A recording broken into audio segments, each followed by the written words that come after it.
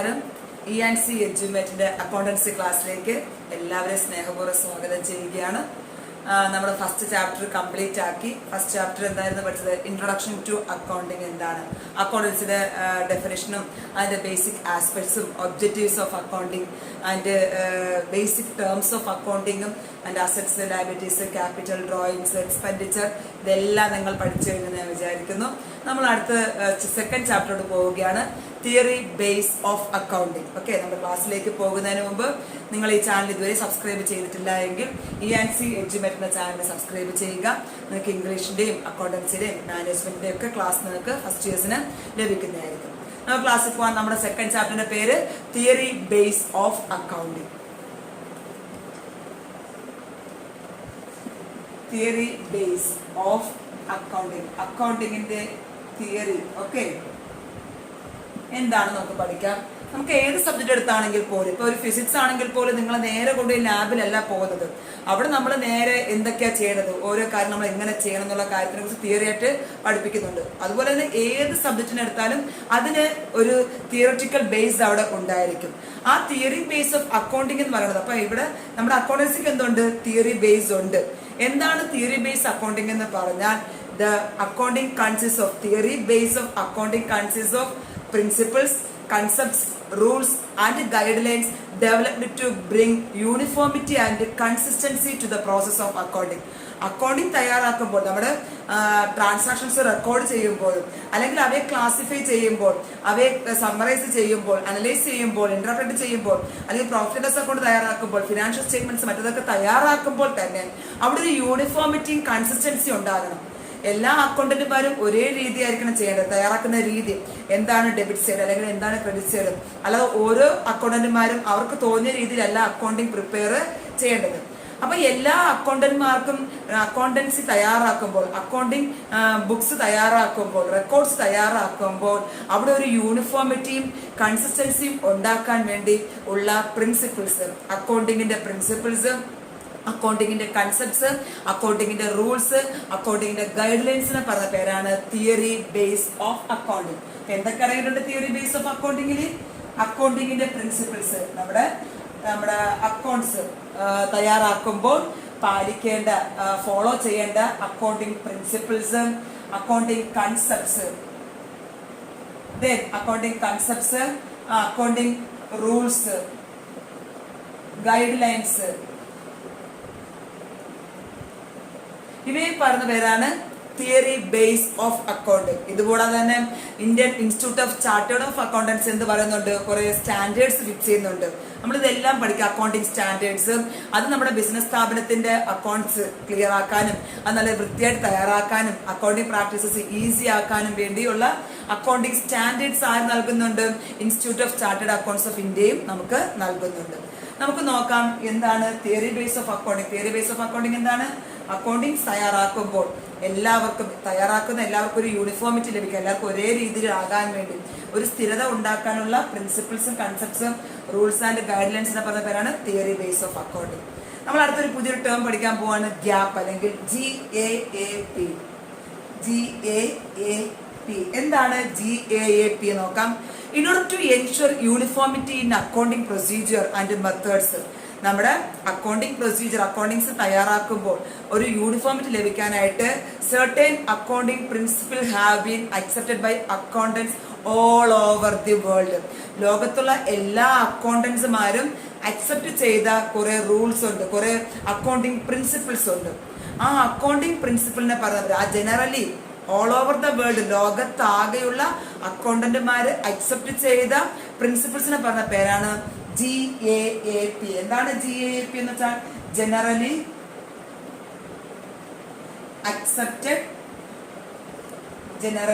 Accepted accounting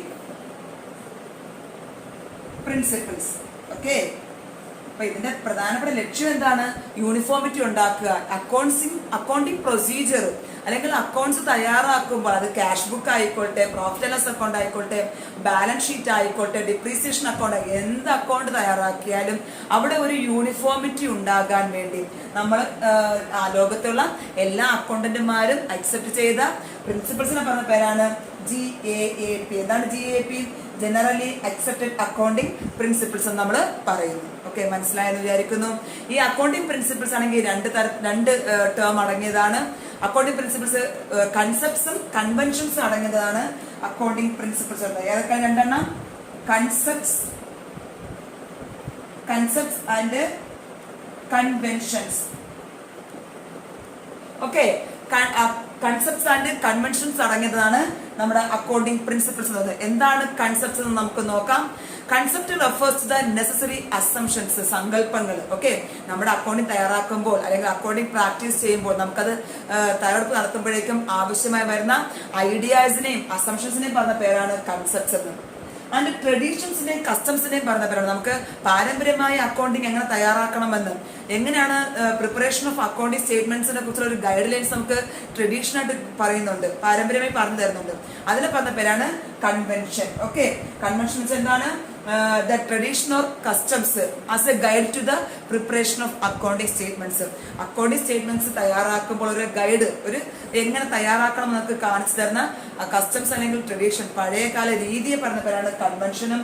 concepts എന്ന് വെച്ചാൽ എന്താണ്? Assumptions and ideas are fundamental to the accounting practice. ഇത്രയാണ് നമ്മൾ ജനറൽ ആയിട്ട് പറയുന്നത്. തിയറി ബേസ് ഓഫ് അക്കൗണ്ടിങ് എന്താണ്? തിയറി ബേസ് എന്ന് വെച്ചാൽ ഒരു യൂണിഫോമിറ്റി, ഒരു കൺസിസ്റ്റൻസി ലഭിക്കാൻ വേണ്ടി അക്കൗണ്ടൻസി തയ്യാറാക്കുമ്പോൾ, പ്രിപ്പയർ ചെയ്യുമ്പോൾ പാലിക്കേണ്ട principles, concepts, rules, guide lines ആണ് തിയറി ബേസ് ഓഫ് അക്കൗണ്ടിങ് എന്ന് പറയുന്നത്. ലോകത്താകമാനമുള്ള അക്കൗണ്ടൻസ് അക്സെപ്റ്റ് ചെയ്ത കുറെ പ്രിൻസിപ്പിൾസ് ഉണ്ട്. നമ്മളതെല്ലാം പഠിക്കും. അക്കൗണ്ടിങ് പ്രിൻസിപ്പിൾസിനെ പറഞ്ഞ പേരാണ്, ഈ വാക്ക് ഓർമ്മിച്ച് വെച്ചേക്കുക, GAAP. എന്താണ് GAAP?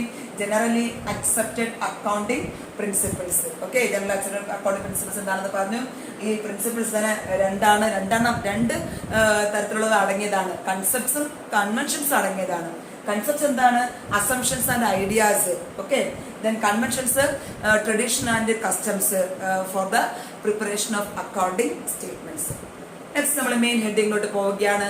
Basic accounting concepts. എന്തൊക്കെയാണ് അക്കൗണ്ടിങ് തയ്യാറാക്കുമ്പോൾ നമ്മൾ പാലിക്കേണ്ട കൺസെപ്റ്റ്സ് ഏതൊക്കെയാണ്? Okay, accounting basic accounting concepts എന്താണെന്ന് പറഞ്ഞാൽ പഠിക്കാൻ പോകുന്നത് ബേസിക് അക്കൗണ്ടിങ് കൺസെപ്റ്റ്സ്. പ്രധാനമായിട്ടും ഒരു 13 അക്കൗണ്ടിങ് കൺസെപ്റ്റ്സ് നമുക്ക് പഠിക്കാനുണ്ട്. ഒരൊറ്റ ക്ലാസ്സിൽ നമുക്ക് പറഞ്ഞാൽ നിങ്ങൾ ബോറടിച്ച് ചാവും. അതിനേക്കാൾ നമുക്ക് കുറച്ചൊന്നും പഠിക്കാം. ഓക്കെ, അക്കൗണ്ടിങ് കൺസെപ്റ്റ്സ് നമുക്ക് പ്രധാനമായിട്ടും 13 അക്കൗണ്ടിങ് കൺസെപ്റ്റ്സ്. എന്തിനു വേണ്ടി accounting concepts? For getting uniformity. Okay, accounting preparation സമയത്ത് ഒരു യൂണിഫോമിറ്റി കിട്ടാനുള്ള ഇതാണ് അക്കൗണ്ടിങ് കൺസെപ്റ്റ്സ്. എങ്കിലേ എല്ലാവരും തയ്യാറാക്കുന്ന ക്യാഷ് ബുക്ക് ഏകദേശം ഒരേപോലെ ഉള്ളൂ. അല്ലെങ്കിൽ എല്ലാവരും തയ്യാറാക്കുന്ന, ലോകത്ത് എല്ലാ ബിസിനസ് സ്ഥാപനവും തയ്യാറാക്കുന്ന പ്രോഫിറ്റ് ലോസ് അക്കൗണ്ടിന് ഒരു യൂണിഫോമിറ്റി ഉണ്ടാവുകയുള്ളൂ. ഓക്കെ, അങ്ങനെ യൂണിഫോമിറ്റി ഉണ്ടാകാൻ സഹായിക്കുന്നവയാണ് അക്കൗണ്ടിങ് കൺസെപ്റ്റ്സ്. നമുക്ക് പഠിക്കാം. What are the basic accounting concepts. Basic accounting concepts പ്രധാനമായിട്ടും നമുക്ക് 13 ഉണ്ടെന്ന് ഞാൻ പറഞ്ഞു. ഒന്നാമത്തേത് ബിസിനസ് എൻറ്റിറ്റി. നമുക്ക് ഞാൻ ആ കൺസെപ്റ്റ്സ് പ്രധാനമായിട്ടും ഒന്ന് പറഞ്ഞു തരാം. ഒന്നാമത്തേത് business entity. Business entity concepts ആണ് നമുക്ക് ഒന്നാമത്തെ. നമ്മൾ ഓരോന്നും ഡീറ്റെയിൽഡ് പഠിക്കും. രണ്ടാമത്തേത് മണി മെഷർമെന്റ്.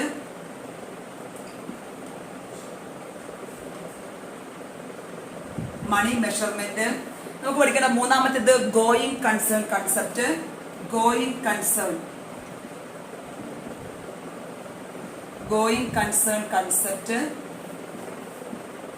ദെൻ നമുക്ക് പഠിക്കേണ്ട നാലാമത്തേത് accounting period.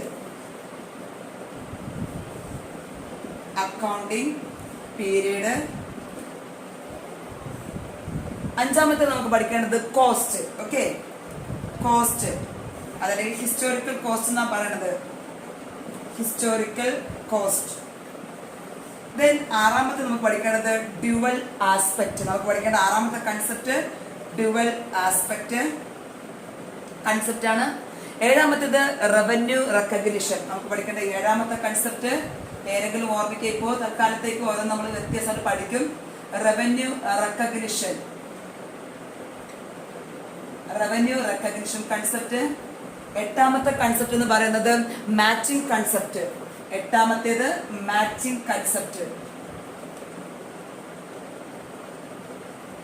ഒമ്പതാമത്തേത് full disclosure.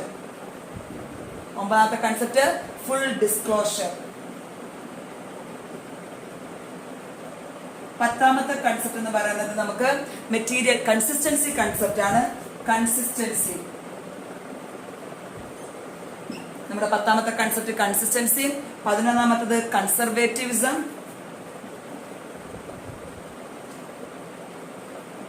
Conservatism. 12ാമത്തത് materiality. Materiality concept. The last one objectivity concept. 13ാമത്തത് ഒബ്ജക്ടിവിറ്റി കൺസെപ്റ്റ്. ഇത് 13 കൺസെപ്റ്റ് ആണ്. നമുക്ക് ഓരോന്നും സെപ്പറേറ്റ് പഠിക്കാനുണ്ട്. Business entity concept, money measurement concept, going concern concept, accounting period, cost, dual aspect, revenue recognition, then matching concept, full disclosure, consistency, conservatism, materiality and objectivity. ഈ 13 ആണ് പ്രധാനമായിട്ടും നമുക്ക് പഠിക്കേണ്ട basic accounting concept. Generally accepted concept ആണ് ഇവ എത്രയും നമ്മൾ പഠിക്കേണ്ടത്. ഇത് എല്ലാ രാജ്യത്തും ഒരേപോലെ തന്നെ അംഗീകരിക്കപ്പെട്ട കൺസെപ്റ്റ് ആണ്. എന്തിനു വേണ്ടിയാണ്? For the preparation of accounting. Okay, accounts തയ്യാറാക്കുമ്പോൾ നമുക്ക് പാലിക്കേണ്ട ബേസിക് ആയിട്ടുള്ള കൺസെപ്റ്റ് ആണ്. അതിൽ നമുക്ക് എല്ലാം കൂടെ നമ്മൾ ഒരു ക്ലാസ്സിൽ പറഞ്ഞാൽ നിങ്ങൾക്ക് കൺഫ്യൂഷൻ ആകും, എല്ലാം നമുക്ക് ആകെ മറന്നു പോകാൻ സാധ്യതയുണ്ട്.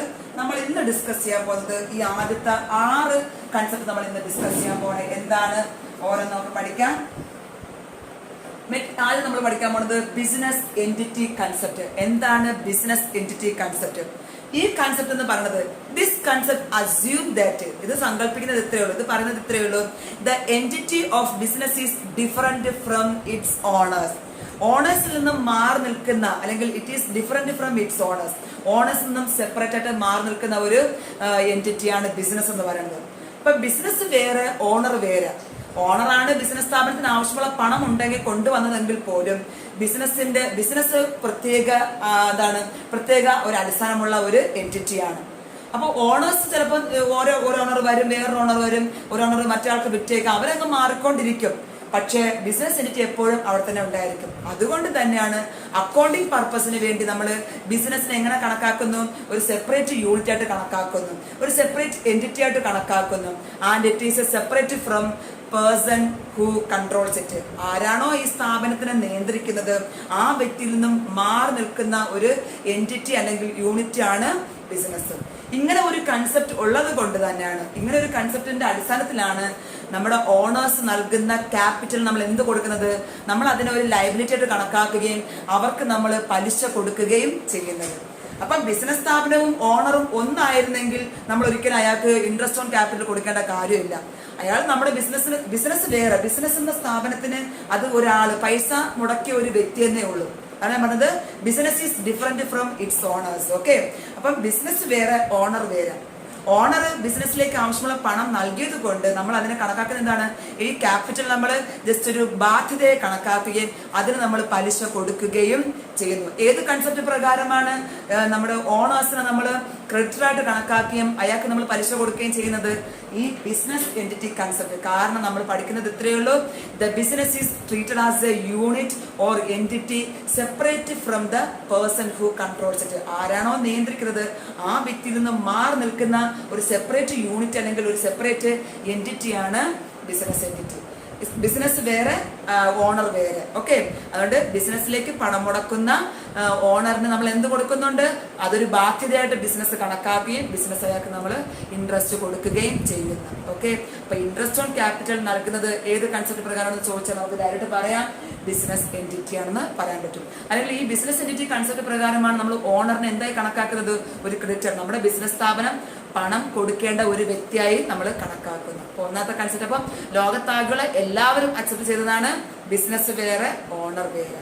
ഓണർ എന്ന് പറഞ്ഞാൽ ബിസിനസ് സ്ഥാപനത്തിന് പണം മുടക്കിയ ഒരു വ്യക്തിയാണ്. അയാൾ എന്താണ്? അയാൾ ബിസിനസിനെ കൺട്രോൾ ചെയ്യുന്ന വ്യക്തിയിൽ നിന്ന് മാറി നിൽക്കുന്ന ഒരു സെപ്പറേറ്റ് യൂണിറ്റ് ആണ് ബിസിനസ് എൻറ്റിറ്റി കൺസെപ്റ്റിൽ പറയുന്നത്. അടുത്ത് നമ്മൾ പറഞ്ഞത് രണ്ടാമത്തെ കൺസെപ്റ്റ് നമ്മൾ കുറെ പറഞ്ഞതാണ് മണി മെഷർമെന്റ് കൺസെപ്റ്റ്. എന്താണ് ഈ കൺസെപ്റ്റിൽ പറയുന്നത്? According to this concept, the transactions that can be measured in terms of money only are recorded in the books of accounts. എന്താ പറയണത്? നമ്മുടെ ബുക്സ് ഓഫ് അക്കൗണ്ട്സിൽ റെക്കോർഡ് ചെയ്യപ്പെട്ട transactions only measured in terms of മണി.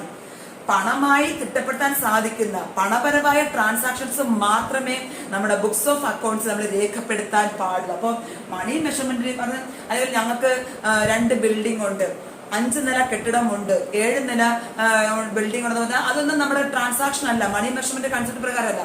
പക്ഷേ നമ്മുടെ business സ്ഥാപനത്തിന് 2.5 കോടി രൂപയുടെ ഒരു കെട്ടിടമുണ്ട്, കോടി രൂപ, ഓക്കെ. അതല്ലെങ്കിൽ ഞങ്ങൾക്ക് 50 ലക്ഷം രൂപയുടെ ലാൻഡ് ഉണ്ട്, ഭൂമിയുണ്ട്.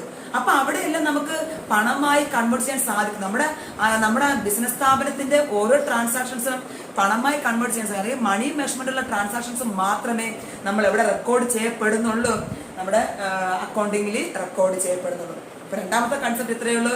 According to money measurement concept, the transactions that can be measured in terms of money only are recorded in the books of accounts. Okay. അല്ലാതെ 2 ഏക്കർ നിലമുണ്ട്, ദെൻ അല്ലെങ്കിൽ നമുക്ക് 100 ബോക്സ് ഓഫ് ഫിനിഷ്ഡ് ഗുഡ്സ് ഉണ്ടെന്നൊക്കെ പറഞ്ഞിട്ട് കാര്യമില്ല. അതെല്ലാം money measurement അല്ല. പക്ഷേ ഈ ഏക്കേഴ്സ് ഓഫ് ലാൻഡിന് നമ്മൾ 2.5 കോടി രൂപ, അതല്ലെങ്കിൽ 50,000 രൂപയുടെ ഫിനിഷ്ഡ് ഗുഡ്സ് എന്ന് പറഞ്ഞാൽ നമുക്ക് അവ എവിടെ റെക്കോർഡ് ചെയ്യപ്പെടാൻ സാധിക്കും? നമ്മുടെ അക്കൗണ്ട്സിൽ റെക്കോർഡ് ചെയ്യപ്പെടാൻ സാധിക്കും. മനസ്സിലാക്കുക, നമ്മൾ റെക്കോർഡ് ചെയ്തത് ഓൺലി മണി മെഷർമെന്റ് ട്രാൻസാക്ഷൻസ് മാത്രമേ റെക്കോർഡ് ചെയ്യുന്നുള്ളൂ. 2 പറഞ്ഞു. ഒന്നാമത്തത് ബിസിനസ് എൻറ്റിറ്റി, ഓണർ വേറെ, ബിസിനസ് വേറെ. ഓക്കെ. ദെൻ മണി മെഷർമെന്റ് ഇതിൽ പറഞ്ഞത് മണി ട്രാൻസാക്ഷൻസ് മാത്രമേ ബിസിനസ് സ്ഥാപനത്തിൽ റെക്കോർഡ് ചെയ്യാൻ പാടുള്ളൂ. ദെൻ മൂന്നാമത്തെ കൺസെപ്റ്റ് നമ്മൾ പഠിക്കാൻ പോകുന്നത് going concern concept. Okay. Going concept എന്ന് വെച്ചാൽ ലോങ് ടേം എക്സിസ്റ്റൻസ് ഉള്ള ബിസിനസ്, പെർപെക്ച്വൽ സക്സഷൻ എന്ന് പറയും. എന്താണ് ഗോയിങ് കൺസേൺ? ദീർഘകാലം നിലനിൽക്കുന്ന, നമ്മുടെ ബിസിനസ് സ്ഥാപനത്തിന് ദീർഘകാലം നിലനിൽക്കും എന്നൊരു അസംഷൻ ഉണ്ട്. നമ്മൾ വിചാരിക്കുകയാണ് ഈ കൺസെപ്റ്റ് പ്രകാരം it is assumed that the business will last for a long time.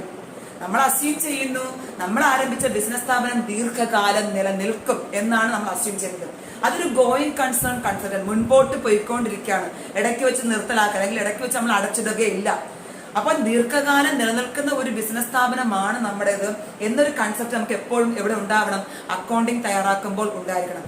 അങ്ങനെ ഈ ഒരു കൺസെപ്റ്റ് ഉള്ളത് കൊണ്ടാണ് നമ്മൾ ഇനി ഭാവിയിൽ പഠിക്കും നമ്മുടെ ബിസിനസ് സ്ഥാപനത്തിലെ ഫിക്സഡ് അസറ്റ്സിന്മേൽ നമ്മൾ എന്ത് ഈടാക്കും?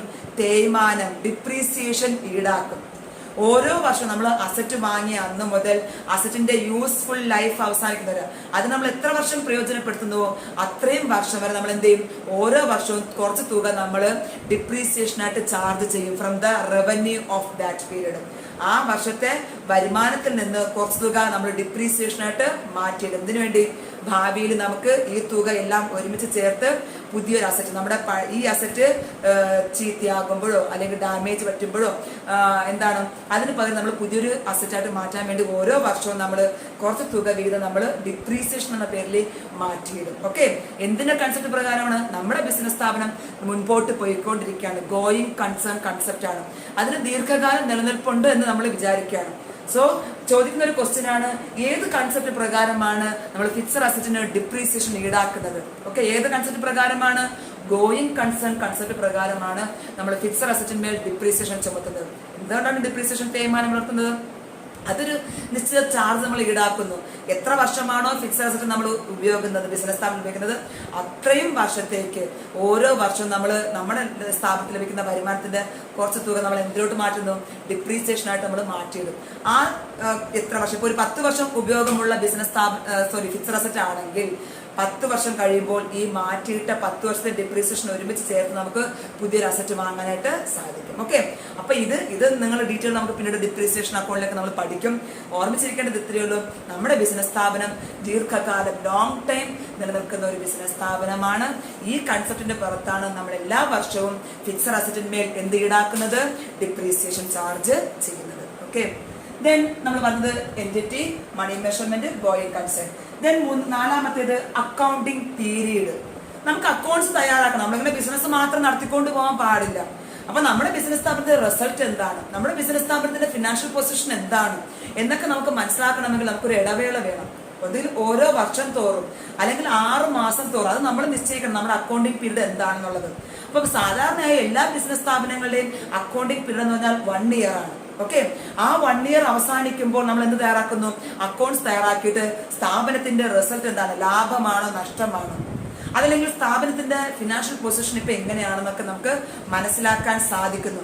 ആ അക്കൗണ്ടിങ് പീരീഡിന്റെ ആ ഇന്റർവെല്ലിൽ നമുക്ക് മിക്കവാറും എല്ലാ ബിസിനസ് സ്ഥാപനത്തിനും അക്കൗണ്ടിങ് പീരീഡ് എന്ന് പറയുന്നത് ഏപ്രിൽ 1 മുതൽ മാർച്ച് 31 വരെ ആയിരിക്കും. ഓക്കെ, അക്കൗണ്ടിങ് പീരീഡ് സാധാരണയായി, അത് നിർബന്ധമില്ല, ഓരോ ബിസിനസ് സ്ഥാപനങ്ങൾക്കും അവരുടെ ഇഷ്ടമനുസരിച്ച് അവരുടെ അക്കൗണ്ടിംഗ് പീരീഡ് നിശ്ചയിക്കാം.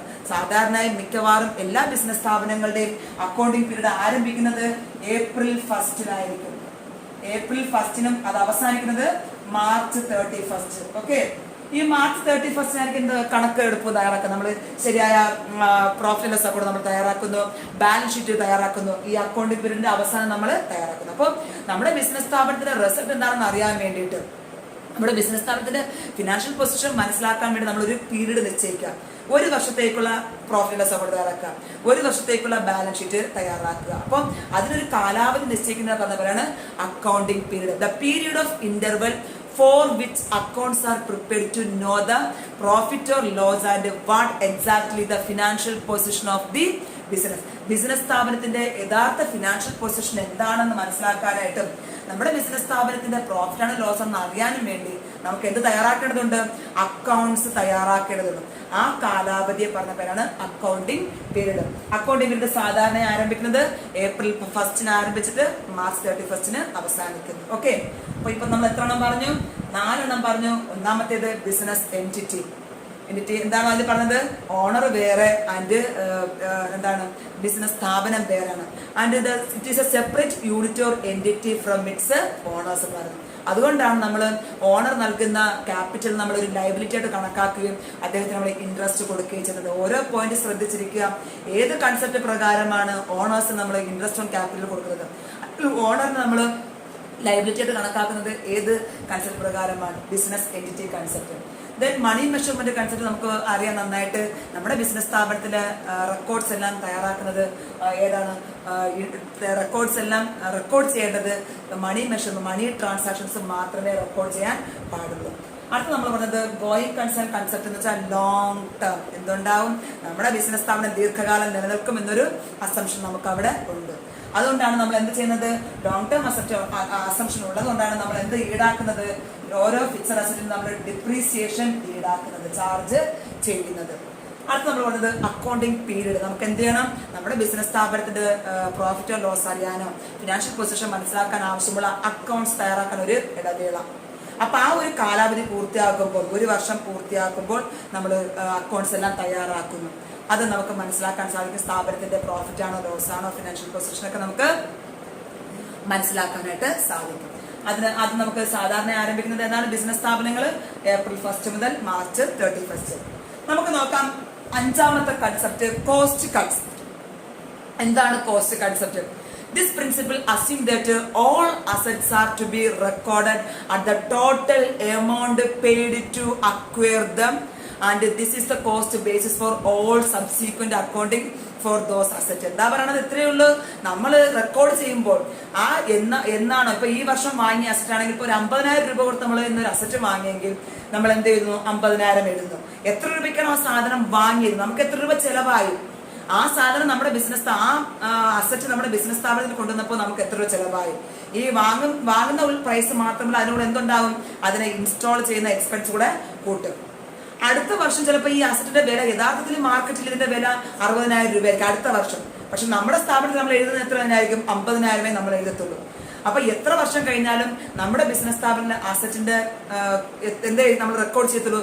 അതിന് വാങ്ങിയ വിലയാണ് നമ്മൾ നിശ്ചയിക്കുന്നത്. വാങ്ങിയ വിലയാണ് നമ്മൾ റെക്കോർഡ് ചെയ്യുന്നത്.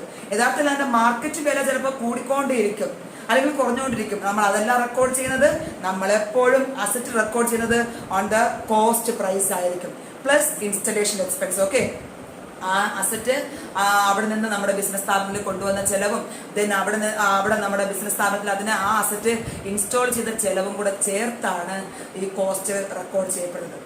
ഒരിക്കലും നമ്മൾ എന്ത് റെക്കോർഡ് ചെയ്യില്ല. ഈ കോസ്റ്റ് എപ്പോഴും this concept of cost is historical nature. നമ്മൾ എന്താ പറയുന്നത്? ഹിസ്റ്റോറിക്കൽ. നമ്മൾ യഥാർത്ഥത്തിൽ നമ്മൾ വാങ്ങിക്കഴിഞ്ഞ വിലയാണ്, ഇന്നത്തെ വിലയല്ല യഥാർത്ഥത്തിൽ നമ്മൾ വിലയിടുന്നത്. ഇന്നലെ വാങ്ങിയപ്പോൾ 50,000 രൂപയായിരുന്നു. ഒരാഴ്ച കഴിഞ്ഞപ്പോൾ വാങ്ങാൻ പോകുമ്പോൾ 51,000 ആകും. പക്ഷെ നമ്മൾ എപ്പോഴും റെക്കോർഡ് ചെയ്യുന്നത് ഏത് തന്നെ ആയിരിക്കും? വാങ്ങിയ വില തന്നെയായിരിക്കും വർഷങ്ങൾ കഴിഞ്ഞാലും നമ്മുടെ അക്കൗണ്ടിങ്ങിൽ റെക്കോർഡ് ചെയ്യുന്നത്. ആ അസറ്റ് എന്തൊക്കെ രേഖപ്പെടുത്തി വെക്കുന്നതോ അതിന്റെ വില എപ്പോഴും എന്തായിരിക്കും? നമ്മുടെ വാങ്ങിയ വില തന്നെയായിരിക്കും നമ്മൾ രേഖപ്പെടുത്തി വെക്കുക. വാങ്ങിയ വില plus purchase price plus installation expense. Okay, cost concept ഇത്രയേ ഉള്ളൂ. ഹിസ്റ്റോറിക്കൽ കോസ്റ്റ് എന്ന് പറയുന്നുണ്ട് ഈ കൺസെപ്റ്റ്. കാരണം നമ്മുടെ കോസ്റ്റ് എന്ന് പറഞ്ഞാൽ assumes that all assets are to be record. ആ സ്ഥാപനത്തിലെ എല്ലാ അസറ്റും റെക്കോർഡ് ചെയ്യുന്നത് അത് total amount paid to acquire them, paid to purchase them. അവയെ നമ്മൾ ബിസിനസ്സിലേക്ക് വാങ്ങിയപ്പോൾ എത്ര രൂപയാണ് നമ്മൾ കൊടുത്തത്, ആ തുകയാണ് എല്ലാ വർഷവും നമ്മൾ രേഖപ്പെടുത്തിക്കൊണ്ടിരിക്കുന്നത്. വർഷങ്ങൾ കഴിയുമ്പം ആസറ്റിന്റെ വില മാറിയാലും നമ്മൾ രേഖപ്പെടുത്തുന്നത് അത് വാങ്ങിയ വിലയായിരിക്കും നമ്മൾ രേഖപ്പെടുത്തി വെക്കുക. അല്ലാണ്ട് ഇതിനെ ഹിസ്റ്റോറിക്കൽ കോസ്റ്റ് കൺസെപ്റ്റ് നമ്മൾ പറയുന്നത്. ഓക്കെ, അപ്പൊ നമുക്ക് അടുത്ത് പഠിക്കേണ്ടത് ഡ്യുവൽ ആസ്പെക്ട് നോക്കാം.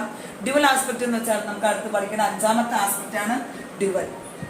This is the basic principle of accounting. നമ്മൾ അടുത്ത പാർട്ടിൽ നമ്മൾ ഡീറ്റെയിൽ ആയിട്ട് ഡ്യുവൽ ആസ്പെക്ട് ഒക്കെ പഠിക്കും. ബേസിക് പ്രിൻസിപ്പിൾ ഓഫ് അക്കൗണ്ടിങ്, അക്കൗണ്ടിങ്ങിന്റെ ഏറ്റവും അടിസ്ഥാന തത്വം എന്ന് പറയുന്നത് ഡ്യുവൽ ആസ്പെക്ട് ആണ്. അക്കോർഡിംഗ് ടു ദിസ് കൺസെപ്റ്റ്, ഈ ഡ്യുവൽ ആസ്പെക്ട് കൺസെപ്റ്റ് പ്രകാരം എവരി ട്രാൻസാക്ഷൻ, ഏതൊരു ട്രാൻസാക്ഷൻ എടുത്താലും ബിസിനസ് സ്ഥാപനത്തില് ഏതൊരു ട്രാൻസാക്ഷൻ നമ്മൾ റെക്കോർഡ് ചെയ്യാനും ആ ഓരോ ട്രാൻസാക്ഷനും 2 ആസ്പെക്ട് ഉണ്ടായിരിക്കും. എന്താണ്? ഓരോ ബിസിനസ് ട്രാൻസാക്ഷനും മണി ട്രാൻസാക്ഷനും 2 ആസ്പെക്ട് ഉണ്ടായിരിക്കും. ഒന്നാമത്തേത് റിസീവിംഗ് ആസ്പെക്ട്, രണ്ടാമത്തേത് ഗിവിംഗ് ആസ്പെക്ട്. റിസീവിംഗ് ആസ്പെക്ട് അല്ലെങ്കിൽ ഗിവിംഗ് ആസ്പെക്ട്. അപ്പം ഏതൊരു ട്രാൻസാക്ഷൻ എടുത്താലും അവിടെ എന്തുണ്ടായിരിക്കും? 2 ആസ്പെക്ട്സ് ഉണ്ടായിരിക്കും. ഒന്നാമത്തേത് റിസീവിംഗ് ആസ്പെക്ട്, രണ്ടാമത്തേത് ഗിവിംഗ് ആസ്പെക്ട് എന്ന് പറയുന്നത്. ഓക്കെ, അറ്റ്ലീസ്റ്റ് 2 അക്കൗണ്ട്സ് ഏതൊരു ട്രാൻസാക്ഷൻ നമ്മൾ എടുത്താലും 2 അക്കൗണ്ട് അവിടെ ഉണ്ടായിരിക്കും. മനസ്സിലായിരിക്കുന്നു. ഫോർ എക്സാമ്പിൾ ഞാൻ പറയാം, നമ്മളിപ്പോ സാലറി കൊടുത്തു, സാലറി പെയ്ഡ് സാലറി. ഓക്കെ, ഒരു ട്രാൻസാക്ഷൻ നടന്നു, പെയ്ഡ് സാലറി. പെയ്ഡ് സാലറി നമ്മൾ അക്കൗണ്ട് ആക്കി മാറ്റും. നമ്മളിപ്പോൾ ട്രാൻസാക്ഷൻസ് നമ്മൾ ജേർണൽ എൻട്രി ഒക്കെ എഴുതുമ്പോൾ അവിടെ 2 അക്കൗണ്ട് വരും. ആ 2 അക്കൗണ്ട് ഏതാണെന്ന് ഞാൻ പറഞ്ഞുതരാം. ഈ പെയ്ഡ് സാലറി എന്ന് വരുമ്പോൾ നമുക്ക് 2 അക്കൗണ്ട് അവിടെ തയ്യാറാക്കുന്നു. ഒരു ഡെബിറ്റ് അക്കൗണ്ട് എന്ന് സാലറി അക്കൗണ്ട് എന്നും, ഇവിടെ പറഞ്ഞ 2 account salary account, cash account. Okay, cash account എന്ന 2 അക്കൗണ്ട് വരുന്നു. ഓക്കെ, അങ്ങനെ ഏത് ട്രാൻസാക്ഷൻ, ഇപ്പൊ മെഷീനറി വാങ്ങിച്ചു, മെഷീനറി പർച്ചേസ് ചെയ്തു, നമുക്ക് അടുത്ത ഒരു ട്രാൻസാക്ഷൻ ആണ് മെഷീനറി പർച്ചേസ്. മെഷീനറി പർച്ചേസ് ചെയ്യുമ്പോൾ നമുക്ക് 2 അക്കൗണ്ട് വരുന്നുണ്ട്. ഒന്നാമത്തത് മെഷീനറി അക്കൗണ്ട്, രണ്ടാമത്തത് ക്യാഷ് അക്കൗണ്ട്.